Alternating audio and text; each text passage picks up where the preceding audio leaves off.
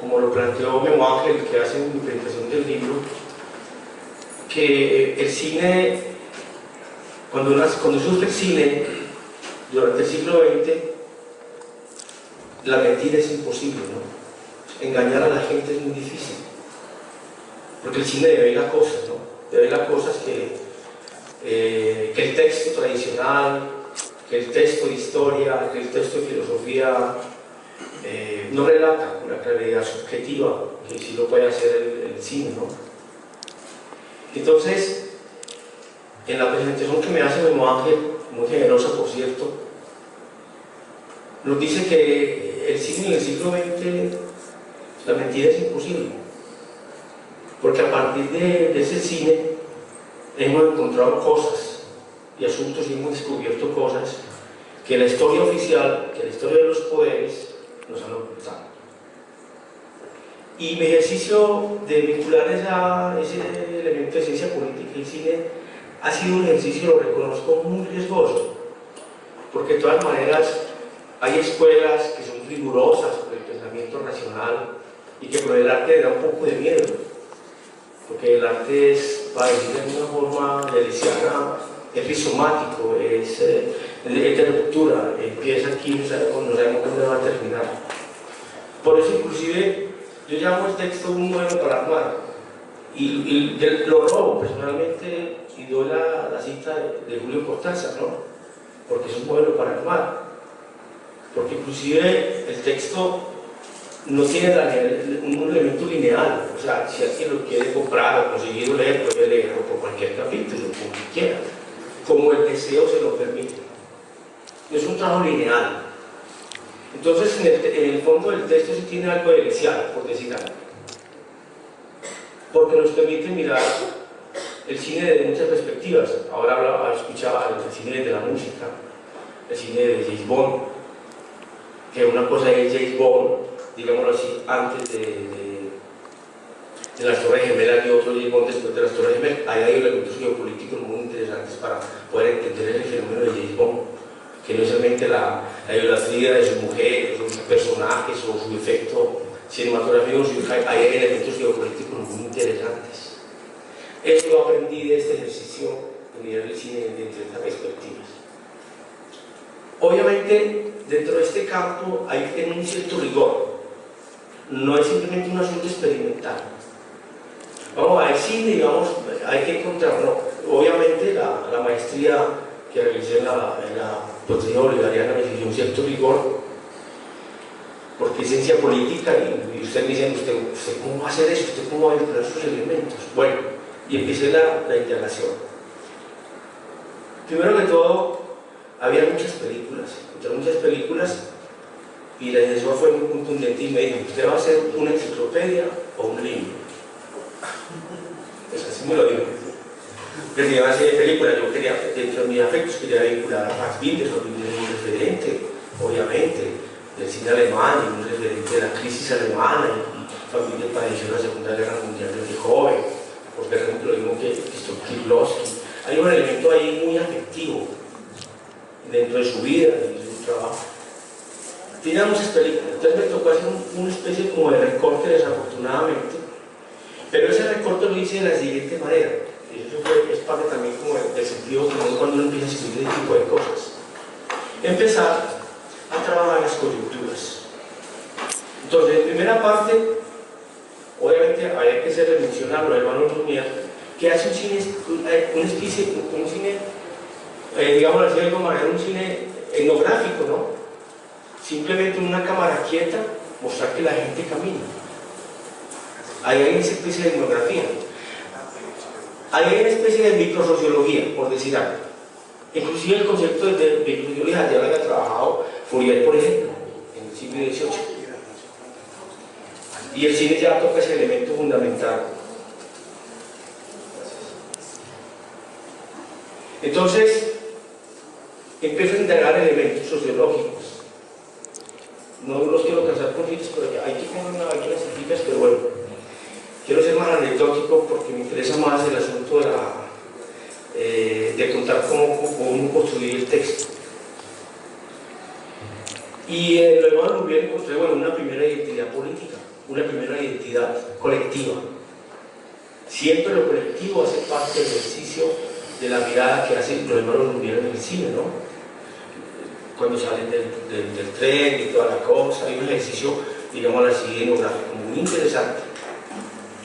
Pero también encontré cosas, luego me encontré cosas tan interesantes como mirar el cine expresionista alemán, que recoge todo ese ejercicio del romanticismo alemán literario, Goethe, el doctor Mabuse, el Goebbels, por ejemplo, y lo lleva al cine, y son arquitectos. Y además ingresan en el elemento del cubismo, ¿no? Ese fenómeno de claroscuro y las figuras un poco, y nos encontramos con esta película muy emblemática, que indudablemente cuando hablamos de ciencia política y cine hay que tenerla en cuenta, que es Caligari. Indudablemente Caligari es una película, y me encuentro con el texto de Lorenz Eichner, así se traduce, así se dice, Lorenz Eichner, gracias, de Caligari a Hitler, sí, y hay un vínculo ahí con lo que puede pasar luego, con lo que conocemos con el fascismo y los campos de concentración. Pero además encontramos unos fenómenos del quién es el vampiro, ¿no? El asunto del vampiro, ¿no? El vampiro que el Nosferatus. Hay unos mensajes muy interesantes que fui encontrando en la integración teórica, y nos ubicamos en un contexto político complicado. Primera Guerra Mundial, luego crisis del capitalismo, donde aparece luego una película de tiempos modernos y otra película francesa también me volvieron en ese momento. Y hay un poco de elementos que empieza uno a vincular. Tiempos modernos es casi que, bueno, un resumen, o bueno, una cosa visualmente a lo que trabajó la escuela de Frankfurt, ¿no? La teoría crítica, la racionalización del mundo de la vida, en lo que terminó todo ese concepto de Estado moderno, ese entusiasmo del Estado moderno del siglo XIX, el sistema europeo, la democracia, y nos encontramos con un chapter donde ya está tocando elementos contemporáneos, ¿no? Hoy, las unidades panópticas controladas, el estado de captura, ¿cierto? Entonces, hay unos mensajes, pero yo planteo que el texto, más que hacer una alusión, un elemento a la historia del cine, es una historia de nuestras contemporaneidades. Y me encontré con cosas muy interesantes. Por ejemplo, con lo que hace referencia. Bueno, además hago la aclaración, el sombrero no tiene nada que ver conmigo. No, para nada, hago la aclaración. Yo siempre he dejado que el texto se defienda solo, porque esto es una visión del editor, de Jaime Osorio. Él no sabe que yo uso sombrero los fines de semana. Es una casualidad, ustedes no crean que porque, bueno. Me gustó mucho esta película porque encuentro una cosa muy interesante, inclusive en Michel Foucault, y eso sí la quiero citar. Porque es que lo que trabaja la película es el miedo. La película trabaja el miedo, y el miedo es una forma de control social. Y estamos hablando del miedo en el contexto del sufrimiento del fascismo. Yo no sé si estaré equivocado, pero creo que la película se llamaba inicialmente El asesino está dentro de nosotros. ¿Cierto? Así es, Mauricio. Fritz Lang. Sí, claro. Entonces, claro, eso es una alusión al fascismo. Estamos hablando de los años 30. De los años 30. Hay un juego del miedo. Y la película del vampiro de Düsseldorf, hay una relación del miedo, y recuerdan que esa película todo el mundo empieza a mirarse como sospechoso, todos somos sospechosos, y empiezan a montarse cuadrillas para poder, y nadie sabe quién es el asesino de los niños. Ahí hay una teoría del poder, ahí hay una teoría del control. O sea, que el político necesita del delincuente para justificar sus actos, para decir, ¿sí de qué fueron ellos? Entonces, a propósito de lo que hablaban de James Bond, claro, es que el poder necesita del terrorista, necesita del comunista, para poder decir, puedo intervenir y puedo justificar, y además puedo crear leyes alrededor de eso. A mí me parece que la película de Tisland es una micropolítica del poder.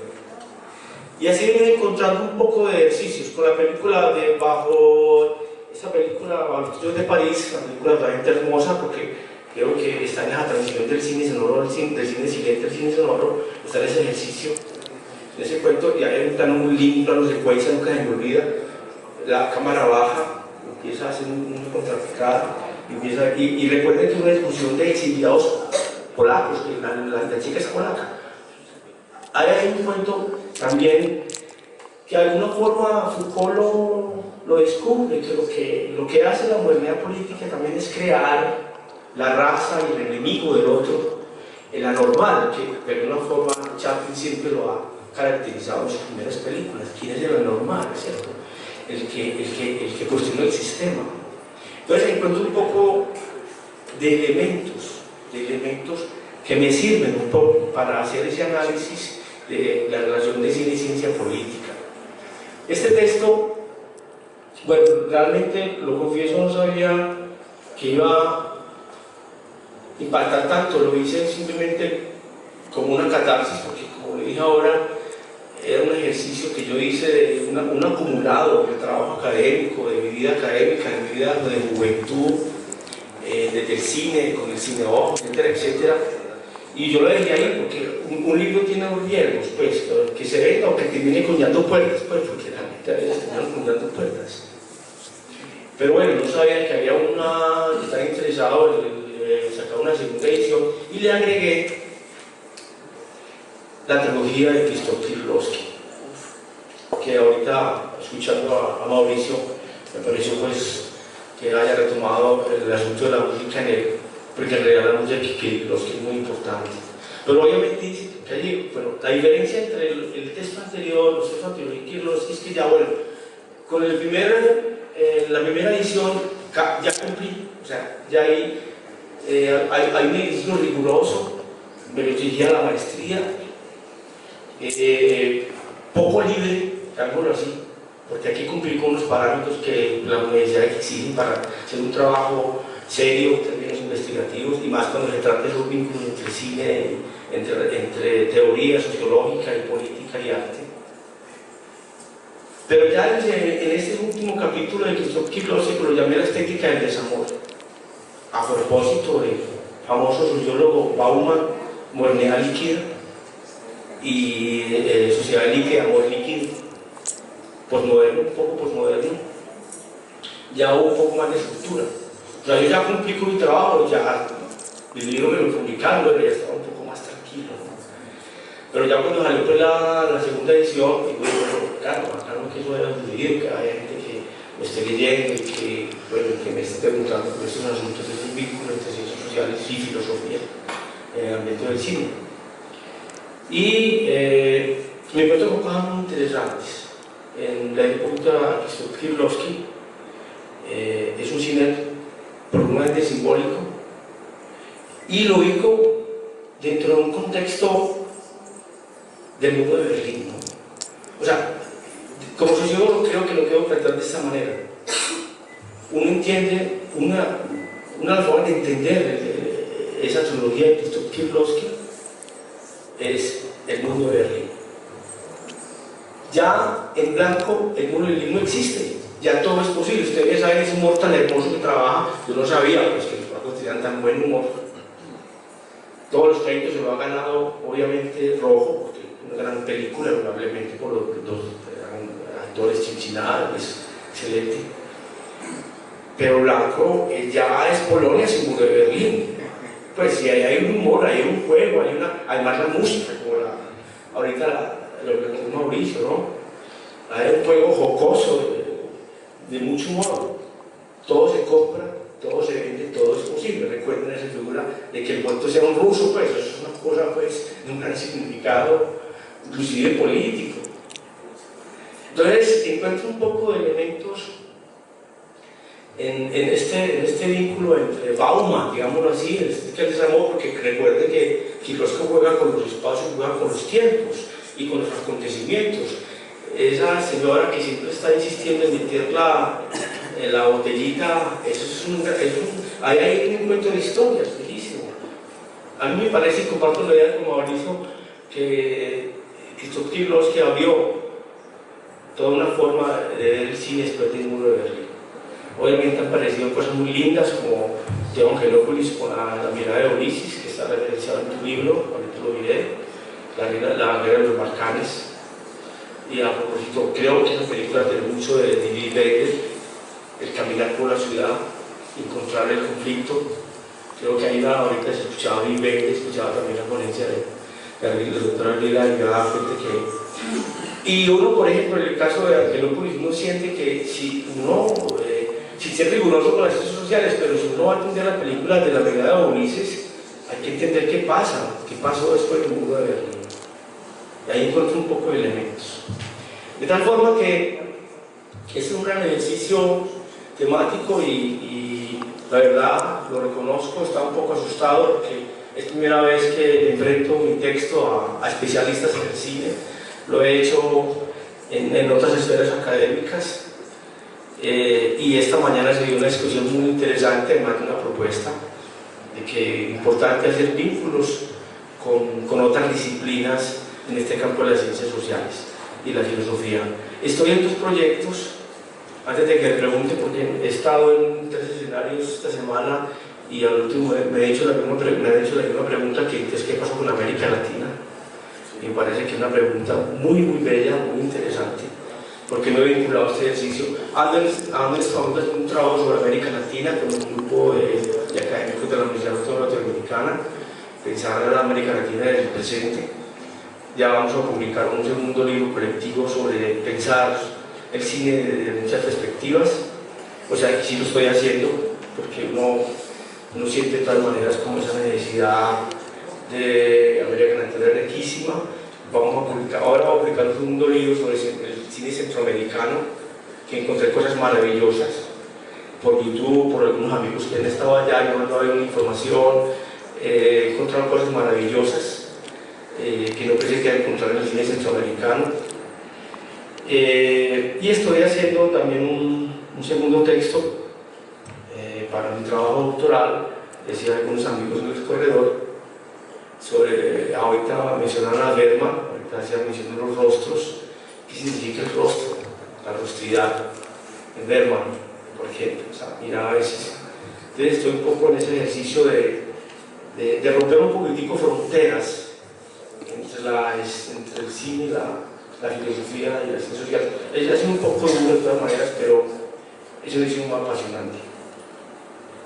Simplemente quería pues como compartir con ustedes esta experiencia, bueno, y me alegra mucho por ejemplo haber encontrado dentro de la bibliografía posterior a mi texto, uno tiene que buscar siempre referencia, ¿no? Porque dice, bueno, nos estamos equivocando, estos libros, estoy mal. Pero lo que sí es claro es que este ejercicio lo he hecho con mis estudiantes toman todo este trabajo. Conocen Metrópolis, conocen Tiempos Modernos, he visto con ellos Caligari, pero me he sentado con ellos a trabajar. Casi que un ejercicio permanente de estar discutiendo con ellos. Y hablo de estudiantes jóvenes, de 17, 22, 23 años. Y yo creo que hay que revisar el cine no solamente como un asunto de nostalgias, de directores, sino como un asunto de entender el presente.